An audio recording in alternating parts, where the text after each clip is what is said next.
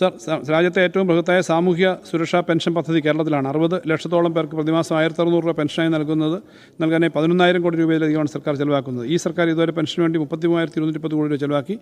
അപ്പോൾ അത് ഇതിനകത്ത് ആകെ കേന്ദ്രത്തിൻ്റെ 2% തുക മാത്രമേ കിട്ടുന്നുള്ളൂ. സർ, ബഹുമാനപ്പെട്ട മുഖ്യമന്ത്രി നിയമസഭയിൽ പറഞ്ഞ റൂൾ 300 അനുസരിച്ച് ഇനി 3 കുടിശ്ശികകൾ കൊടുത്തു തീർക്കാനുണ്ട്. അത് സമയബന്ധമായി ഏകദേശം 3000 കോടി രൂപയിലധികം സമയബന്ധമായി കൊടുത്തു തീർക്കും എന്നുള്ള സഭയിൽ ഉറപ്പ് തരികയാണ്. സർ, ട്രാൻസ്ജെൻഡറുകൾക്കുള്ള മഴവിൽ പദ്ധതി 5.5 കോടി രൂപ വെക്കുന്നു. അനധികൃതമായ രാജ്യത്ത് പ്രവേശിച്ചവർക്ക് ശിക്ഷ കഴിഞ്ഞ് തിരിഞ്ഞു പോകാനായിട്ടുള്ള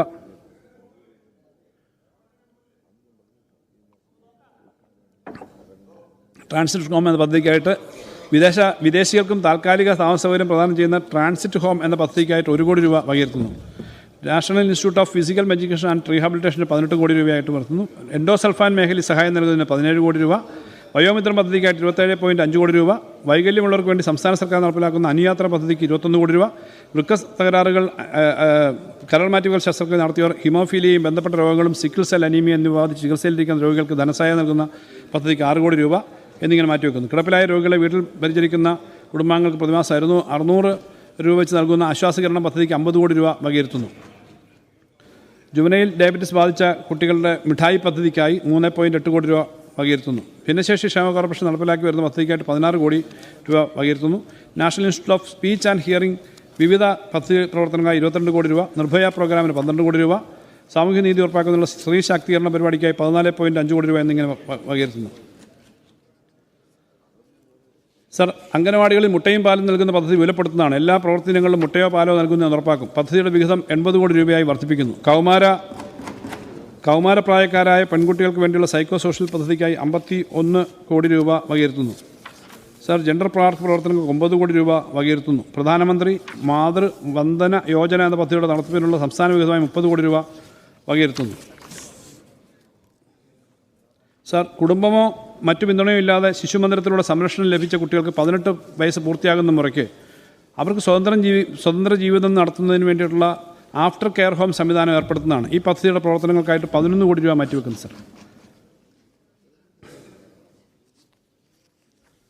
സർ, പോഷകാഹാര മേഖലയ്ക്ക് ആകെ 532.76 കോടി രൂപ വകയിരുത്തുന്നു. കേന്ദ്ര സഹായമായി 379.5 കോടി രൂപ പ്രതീക്ഷിക്കുന്നു.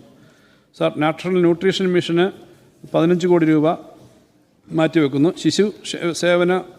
സംയോജിത ശിശു വികസന സേവനങ്ങൾ എന്ന പദ്ധതിയുടെ സംസ്ഥാന വിഹിതമായി 138 കോടി രൂപ മാറ്റിവെക്കുന്നു.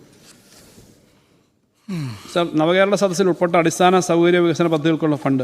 ജനാധിപത്യ ചരിത്രത്തിലെ ഏറ്റവും പ്രധാനപ്പെട്ട അധ്യായമാണ് കേരള സർക്കാർ സംഘടിപ്പിച്ച നവകേരള സദസ്സ്. ലോകത്തിൽ തന്നെ ആദ്യമായിട്ടാണ് ഒരു മന്ത്രിസഭയിലെ മുഖ്യമന്ത്രി ഉൾപ്പെടെ എല്ലാ മന്ത്രിമാരും ജനങ്ങളിലേക്ക് നേരിട്ടിറങ്ങിച്ചെന്ന് ചർച്ച നടത്തി അവരുടെ നിർദ്ദേശങ്ങളും അഭിപ്രായം സ്വീകരിച്ചത്. നവകേരള സദസ്സിൻ്റെ അടിസ്ഥാന പദ്ധതികൾക്ക് ആയി 1000 കോടി രൂപയുടെ പദ്ധതി നേരത്തെ പ്രഖ്യാപിച്ചിരുന്നതാണ്. അടിസ്ഥാന പദ്ധതികൾക്കായിട്ട് 210 കോടി രൂപ വകയിരുത്തുന്നു. പ്ലാനിൽ ഓരോ മണ്ഡലത്തിലും പരമാവധി 7 കോടി രൂപ വരെയുള്ള പദ്ധതികൾ ഏറ്റെടുക്കാനാവും. പ്ലാനിൽ വകയിരുത്തിയുള്ളതിന് പുറമെ 500 കോടി രൂപ കൂടി ഈ വർഷം നവകേരള പദ്ധതികൾ പൂർത്തീകരിക്കാനായിട്ട് മാറ്റിവെക്കുന്നു. ഇൻസ്റ്റിറ്റ്യൂട്ട് ഓഫ് മാനേജ്മെൻറ്റ് ഗവൺമെൻറ്റിൻ്റെ വിവിധ പ്രവർത്തനങ്ങൾക്കായി 6 കോടി രൂപ വകയിരുത്തുന്നു. സെൻറ്റർ ഫോർ ഡെവലപ്മെൻറ്റ് സ്റ്റഡീസിൻ്റെ വിവിധ പ്രവർത്തനങ്ങൾക്കായി റാൻഡിൻ്റെ 3.12 കോടി വകയിരുത്തുന്നു. CDSന് ഒറ്റത്തവണ സഹായമായി 5 കോടി രൂപ അനുവദിക്കുന്നു. രജിസ്ട്രേഷൻ വകുപ്പിൽ കമ്പ്യൂട്ടർ വൽക്കരണം നടപ്പിലാക്കുന്നതിനായി 5 കോടി രൂപ വകയിരുത്തുന്നു. അടിസ്ഥാന സൗകര്യത്തിന് റെക്കോർഡ് റൂമുകളുടെ ആധുനികവൽക്കരണത്തിനായി 12.6 കോടി രൂപ വകയിരുത്തുന്നു. ബാധ്യതാരേഖകളുടെ അപ്ഗ്രേഡേഷൻ തുടങ്ങിയ പദ്ധതികൾക്കായിട്ട് 9.69 കോടി രൂപ വകയിരുത്തുന്നു. വിജിലൻസ് ആൻഡ് വകുപ്പിൻ്റെ ആധുനികവൽക്കരണത്തിൻ്റെ ഭാഗമായി സാങ്കേതിക ശേഷി, മികച്ച അടിസ്ഥാന സൗകര്യം, പരിശീലനം തുടങ്ങിയവ വർദ്ധിപ്പിക്കുന്നതിന് 5 കോടി രൂപ വകയിരുത്തുന്നു. വിജിലൻസ് കോംപ്ലക്സുകൾ, ഓഫീസ് കെട്ടിടം എന്നിവയുടെ നിർമ്മാണത്തിനും അനുബന്ധത്തിനുമായി 6.96 കോടി രൂപ വകയിരുത്തുന്നു. പോലീസ് വകുപ്പിൻ്റെ ആധുനികവൽക്കരണത്തിനായി 104 കോടി രൂപ വകയിരുത്തുന്നു. ഫോറൻസിക് ലബോറട്ടറി, ക്രൈംബ്രാഞ്ച് ഓഫീസുകൾ, AP battalion, cyber dome, Kerala police academy തുടങ്ങി പോലീസ് ട്രെയിനിങ് കോളേജ് വിപുലീകരണം തുടങ്ങിയായിട്ട് 48.89 കോടി രൂപ വകയിരുത്തുന്നു. ജയിൽ വകുപ്പിനുള്ള വിഹിതത്തിൽ 11.50 കോടി രൂപയുടെ വർധനവ് വരുത്തുന്നു. വിവിധ ജയിലുകളുടെയും കറക്ഷൻ ഹോമുകളുടെയും നിർമ്മാണത്തിനും നവീകരണത്തിനുമായി 20 കോടി രൂപ വകയിരുത്തുന്നു.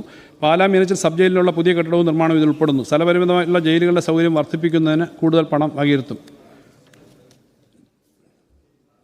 സർ, ജുഡീഷ്യറിയുടെ കേരള ജുഡീഷ്യൽ അക്കാദമിയുടെയും സബോർഡിനേറ്റ് കോടതിയുടെയും ഹൈക്കോടതിയുടെയും ആധുനികവൽക്കരണത്തിന് 17.04 കോടി രൂപ വകയിരുത്തുന്നു.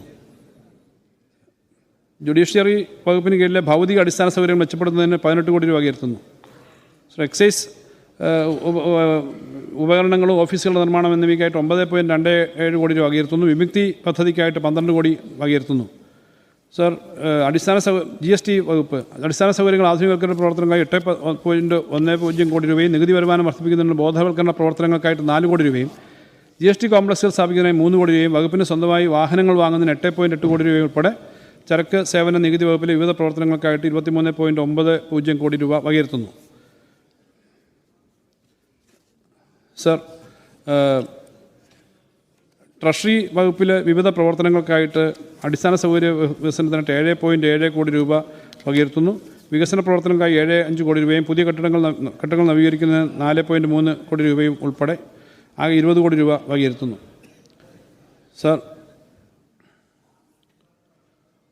കേരളം പൂർണ്ണമായി സ്റ്റാമ്പിംഗ് സംവിധാനത്തിന് കീഴിലായത് ഈ സാമ്പത്തിക വർഷത്തിലാണ്. എല്ലാ തരത്തിലുള്ള നോൺ ജുഡീഷ്യൽ സ്റ്റാമ്പ് ഡിനോമിനേഷനുകൾ ഇപ്പോൾ സ്റ്റാമ്പായി തന്നെ നൽകി വരുന്നു. വെണ്ടർമാർക്ക് ട്രഷറിയിൽ പോകാതെ തന്നെ സ്റ്റാമ്പ് ലഭ്യമാക്കുകയും ഇടപാടുകൾക്ക് ആവശ്യാനുസരണം സ്റ്റാമ്പ് പേപ്പർ ലഭ്യമാക്കാൻ ഈ സംവിധാനത്തിലൂടെ സാധിക്കുന്നു. സ്റ്റാമ്പിൻ്റെ ലഭ്യത, കൃത്യത, സുരക്ഷ തുടങ്ങിയ ഇടപാടുകൾക്ക് ഏറ്റവും മെച്ചപ്പെട്ട സേവനം ഈ സ്റ്റാമ്പിംഗ് നൽകിയത് വഴി നടപ്പാക്കാനായിട്ടുണ്ട്.